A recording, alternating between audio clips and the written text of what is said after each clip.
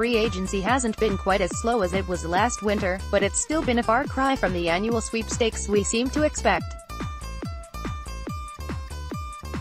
Aside from the general trend away from free agents, though, the other thing that's caught my eye is the changing structure of deals. Once upon a time, free agent contracts were pretty simple. You had a term and a dollar figure, maybe some incentives, and possibly a no-trade clause. Over the last 2 winters we've seen a dramatic rise in opt-outs, lowering the guaranteed money totals while providing flexibility to players. A single opt-out isn't a new concept either. Alex Rodriguez and CC Sabathia are just 2 players that have benefited from their inclusion in contracts. What is new is the number of opt-outs and their triggers. Take JD Martinez, for example. Last year he signed with the Boston Red Sox for 5 years and $110 million. Sounds straightforward, until you factor in the 3 opt-outs included, which means 2019 is the last guaranteed year for Martinez in Boston. He can opt out of his contract after years 2, 3 and 4. This winter we've seen this attitude explode, as creative opt-out ideas were key in Yusei Kikuchi landing in Seattle and the Yankees retaining the services of Zach Britton. Kikuchi is guaranteed 4 years by the Mariners, but he can opt out after year 3. If he doesn't, the Mariners can opt into another 3 years of control, meaning Kikuchi could be in Seattle for 7 seasons. The onus is on Kikuchi to measure the risk of an uncertain free agent market against the possibility of being locked up long-term, albeit at likely a below-market rate.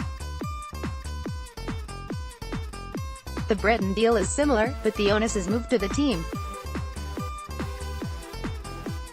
The Yankees can exercise a 4th-year option after year 2, but if they don't, Britton can opt out that same off-season. This is probably a little more team-friendly, since the Yankees' internal projections for that 4th season will drive the decision about whether to opt in.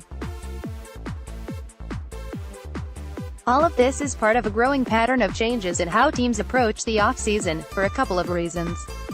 Buried or locked-in contracts are rapidly becoming the least desirable element of payroll, and creative option structures help to alleviate that. As we approach the expiration of the current collective bargaining agreement after the 2021 season, teams are going to be especially careful since we don't know how levels of player control and distribution of revenue will work out, or even if there will be a 2022 season. Meanwhile, for the player, these kind of structures hedge against a complete collapse, the bane of every player's career. Let's use Britton as an example. If the Yankees believe that he'll be productive in year 4, they opt in and Zach's guaranteed that money. If his elbow explodes or something similarly catastrophic, he still gets that 4th-year money. Conversely, if Britton isn't good enough to risk opting out but the Yankees don't like his odds of positive performance in year 4, Britton still gets the 3rd-year money negotiated for. At press time, Bryce Harper and Manny Machado are still on the market. There's already speculation Machado will use a similar structuring on a long-term deal, and both players are almost guaranteed to have multiple opt-outs built in. This is just another example of a changing free agent landscape, but unlike most, it actually helps both sides.